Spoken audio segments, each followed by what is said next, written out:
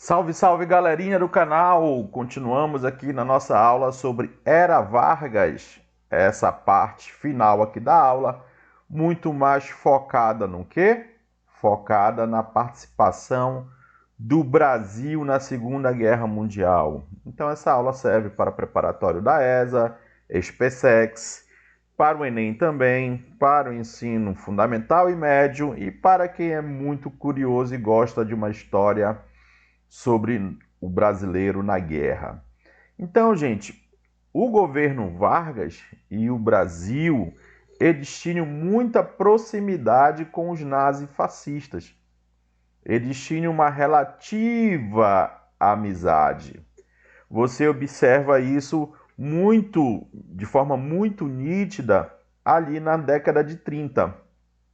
O nosso objetivo aqui é tentar compreender porque, na hora do vamos ver, o Vargas não quis ficar com Hitler e ficou com Roosevelt, com o presidente norte-americano. Ficar lá ele, né? Será? 1938, durante a 8ª Conferência Pan-Americana, realizada em Lima, no Peru, a delegação brasileira alinhou-se com os Estados Unidos na defesa de uma política de solidariedade continental frente ao perigo iminente de uma guerra mundial. Então aí o Brasil já começa a direcionar suas intenções. O Brasil já inicia aqui, mantém uma relação dual, né?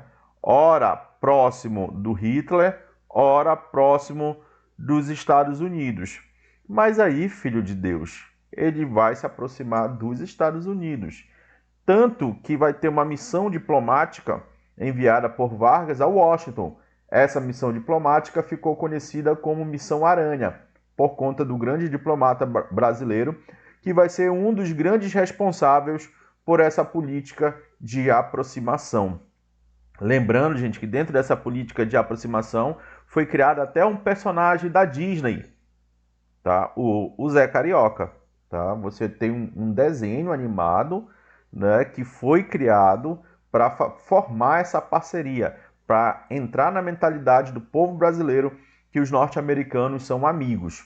Então, Zé Carioca aparece nos desenhos da Disney com esse objetivo. Né? Tem um filme que o Zé Carioca recebe outros personagens da Disney no Rio de Janeiro. Em 1941, Vargas criou o Ministério da Aeronáutica, nomeando para a nova pasta um civil, Joaquim Pedro Salgado Filho.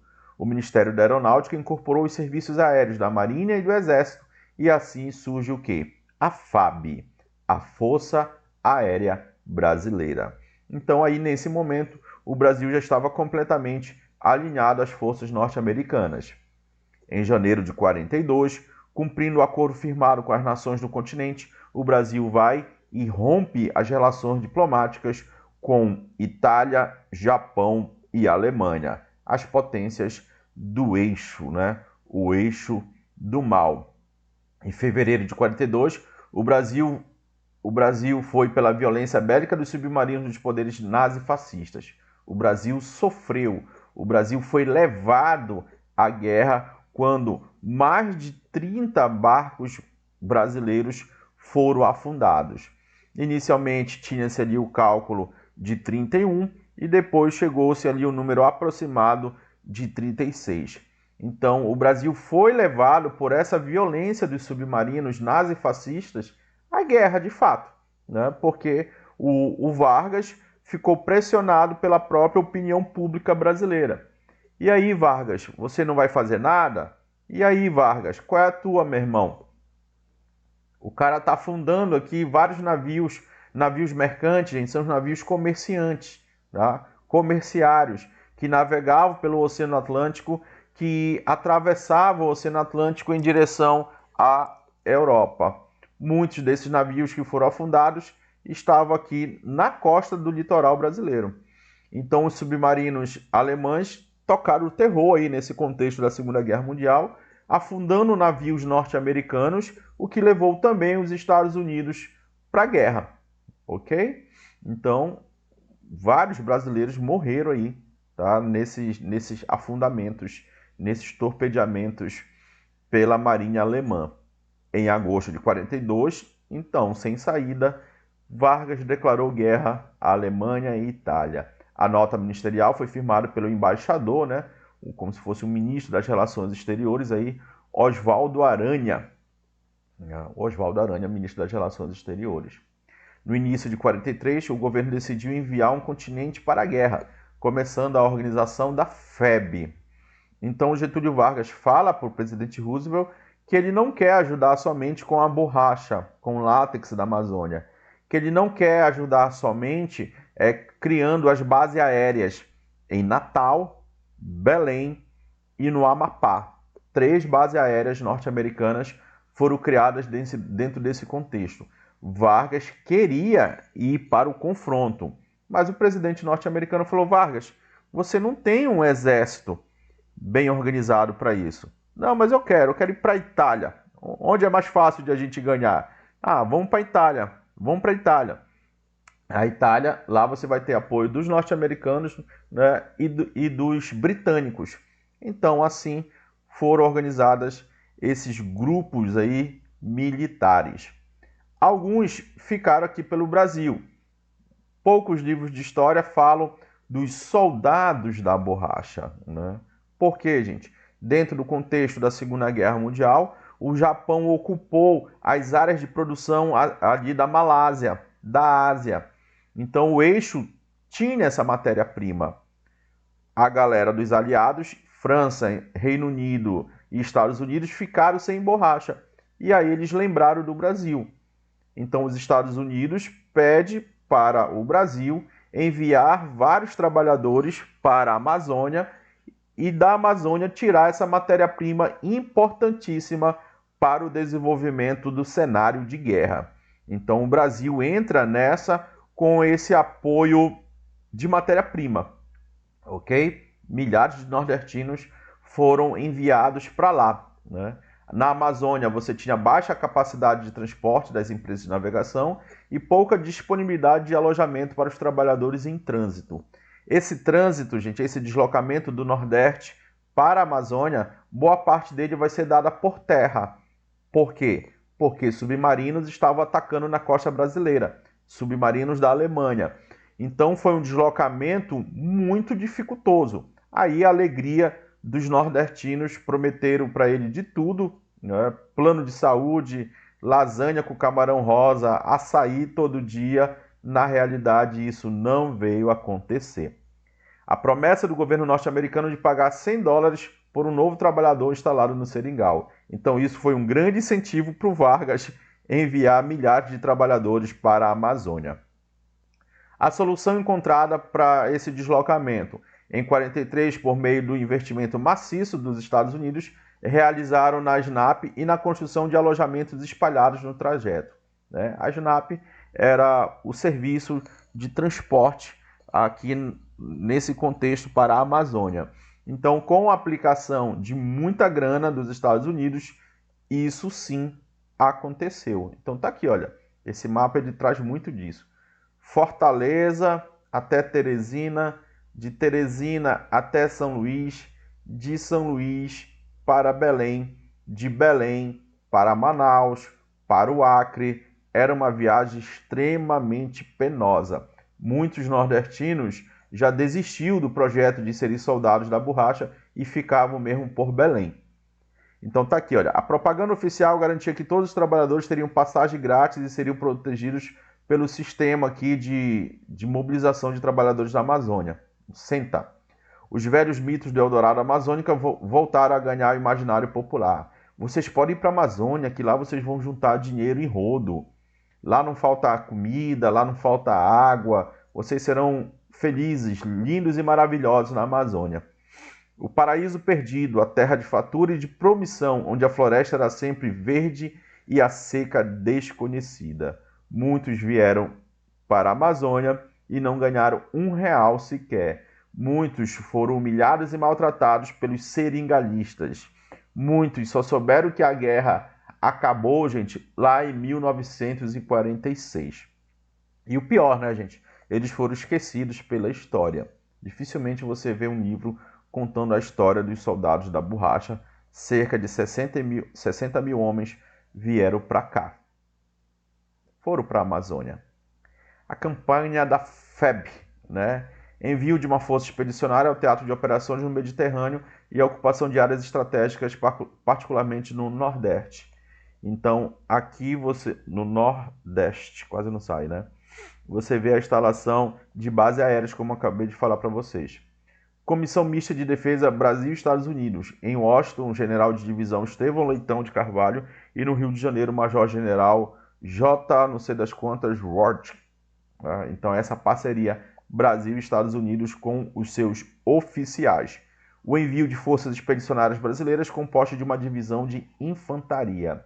General João Batista Mascarenhas vai comandar a FEB no Brasil. Eles demoraram muito, gente, a sair do Rio de Janeiro em direção ao teatro de guerra na Itália. E daí surgiu a expressão, vocês só vão para a guerra quando a cobra fumar. E daí surgiu o símbolo da FEB, né? A campanha na Itália contou com aproximadamente 25 mil homens de julho de 44 a maio de 45. Junto com os militares, foram o serviço de justiça, médicos, enfermeiros e etc. O efetivo da FEB deslocou-se em navios de transporte da Marinha Norte-Americana em 5 escalões sucessivos. Então, essa logística do Brasil para a Itália contou com o aporte aí da Marinha Norte-Americana. A tropa brasileira incorporada ao 5º Exército Norte-Americano, comandado pelo general Mark Clark. O comandante supremo do Teatro Mediterrâneo era o Marechal Sir Alexander do Exército Inglês. Mediterrâneo, ali na Itália, ok? Muitos amazônidas foram para a guerra, nós não podemos também esquecê-los. Tá aqui, olha, você vê aí à esquerda, né, o símbolo da FEB, a cobra fumando, né? Milhares e milhares, gente, de possíveis soldados se alistaram em Belém para participarem da guerra, apenas 700 e pouco foram aprovados. Por que apenas isso, gente? Porque a maioria tinha problema de coluna, doenças, desnutridos, ou seja, foram reprovados no exame físico, né? No TAF também, né? Cerca de 100 eram da capital. Esses soldados sofreram muito, né? Aqui na Amazônia, quando eles se uniram, antes de ir para a Itália, antes de ir para o Rio de Janeiro, sofreram com meningite, malária. E lá no fronte, não podemos negar, gente, não só amazônidas, mas alguns brasileiros, como também, gente, soldados norte-americanos e britânicos, promoveram a prostituição de italianas, tá? É o lado muito triste desse processo. Mas, de forma geral, gente, foi muito bonita a participação do Brasil na guerra, tá bom? Quando eles voltaram, eles foram proibidos de dispor suas decorações e seu vestuário com decorações. Por quê? Porque o Vargas encontrou-se numa grande contradição. Enquanto lá fora ele lutava por democracia e liberdade, aqui dentro não tinha. Então isso vai levar ao final do seu governo. Então aqui você vê o grupo de artilharia da FEB na Itália. Os brasileiros fizeram bonito, tá, gente? Os italianos ficaram muito gratos quando eles foram desocupando as vilas italianas das forças fascistas. Então, números na Itália: Vale dos Rios, Reno, Panaro e a planície do Rio Pó. Cenário de guerra aí. Libertou quase meia centena de vilas e cidades. Sofremos, infelizmente, mais de 2.000 mortos, né? Fez mais de 20 mil prisioneiros, rendição incondicional a 2 divisões inimigas. Então, mesmo sem muito preparo, mesmo sem muito conhecimento técnico, com sangue nos olhos, o Brasil fez bonito em vários e vários momentos. Aí nós temos algumas batalhas, como Monte Prano, Monte Castelo foi muito importante, Castelnuovo, Montese, entre outros, tá? Então aí você vê aí os brasileiros em Monte Castelo, né? Mesmo com uma inferioridade militar, muitas das vezes, os brasileiros conseguiam derrotar os italianos e os alemães. Olha aqui, gente, imagina pro cara do norte, pro cara do centro-oeste aqui brasileiro, enfrentando isso daqui, olha. Soldados brasileiros nos Apeninos em pleno inverno, posicionaram contra as linhas de defesa alemã, enfrentando menos 20 graus. Meu Deus do céu. Uma vez eu peguei menos 6, quase eu morro. Eu estava cheio de roupa, cara. O frio não é para mim. É impressionante a dor que o frio, o incômodo que o frio promove, né? Muitos soldados perderam dedos do pé aqui, tá, gente? Por conta do frio. Mas nós fomos lá, enfiamos uma banana na bunda dos nazistas. Tá aqui, olha. Aqui você observa o cenário de guerra, né? Então, partindo de Nápoles, partindo de Roma, nós brasileiros atuamos principalmente na região norte, né? Parma, Gênova, Livorno, Bolonha, né? Então nós temos até hoje nós temos uma certa proximidade com os italianos por conta dessa guerra. Muitos brasileiros, gente, foram para lá e nunca mais voltaram. Muitos brasileiros se casaram com italianas e trouxeram as italianas para morar no Brasil. Foi um negócio bem bacana. Então aqui você tem as ações, né, de guerra da Força Expedicionária Brasileira contra as tropas norte-americanas. Então os brasileiros em direção contra as tropas nazistas, perdão, em direção aqui à região norte, eles iam ocupando aqui, ó. Então primeiro eles ocuparam essa linha aqui, ó. Derrotaram os nazistas. Depois ocuparam essa outra linha, derrotaram os nazistas. Depois, Vale do Rio Pó, ocuparam essa linha. Então foi só vitória e alegria aqui. Muitos brasileiros, mesmo sem entender o motivo da guerra, gente, fizeram a parte deles, né? E está aqui, o brasileiro é muito sacana, né? Olha aqui o brasileiro. A cobra está fumando. Enfiaram a bomba no rabo do Hitler. Aqui, gente, é essa crítica, tá, gente? Que muitos brasileiros estavam na guerra sem saber direito o que estavam fazendo, né? Aqui, essa charge do J. Carlos foi publicada na revista Careta em 1944. O soldado nazista aqui se entregando, né? Tá aqui um dos símbolos das forças militares nazistas. E aqui fala, nas montanhas italianas, o expedicionário brasileiro. Que negócio é este? Tu é do Vasco, é? Tu é do Vasco, é? O cara, o alemão não entendia nada, né? Como ele tá me chamando de Vasco, Vasco da Gama, o cara que chegou às Índias? Então tá aqui, olha a legenda. Para participar da guerra, o Brasil forma a Força Expedicionária Brasileira. Apesar de mal treinados, os brasileiros têm participação importante em algumas batalhas em território italiano, como destaque para a tomada de Monte Castelo, onde o preço de inúmeras baixas derrotaria uma divisão alemã. Então, Monte Castelo, gente, é muito, muito importante desse cenário. Foi praticamente um ato heróico da Força Expedicionária Brasileira. Então, acabou a guerra, os aliados foram vitoriosos, e aí o Vargas vai ficar com cara de pateta, por conta dessa situação contraditória. Lutava-se no exterior contra o fascismo, enquanto internamente vivia-se um regime inspirado pelo fascismo. O Estado Novo, ele tem características fascistas. Não quer dizer que ele era fascista. Como assim características? Abolição dos direitos individuais, censura, militarismo, a não previsão de eleição, não existia democracia. Então até aquela galerinha, gente, que apoiava Getúlio Vargas, vão começar a criticá-lo. Então ele vai se ver cercado de muitas e muitas críticas, inclusive de amigos militares. Então críticas de setores estudantis, do jornalismo, dos militares, dos intelectuais. Então o Vargas vai ficar numa situação muito, muito, muito, muito delicada. Então aqui em 43, o Manifesto dos Mineiros defendia a realização de mudanças jurídicas e institucionais de caráter liberal, ou seja, o retorno da democracia. Exigiu a democratização do Brasil. Estudantes paulistas realizavam passeatas em repúdio ao autoritarismo de Vargas aqui na década de 40. Percebendo o anacronismo, Vargas marcou para 2 de dezembro de 45 a realização de eleições gerais. Eu já estou 15 anos no poder, está na hora de eu tirar umas férias.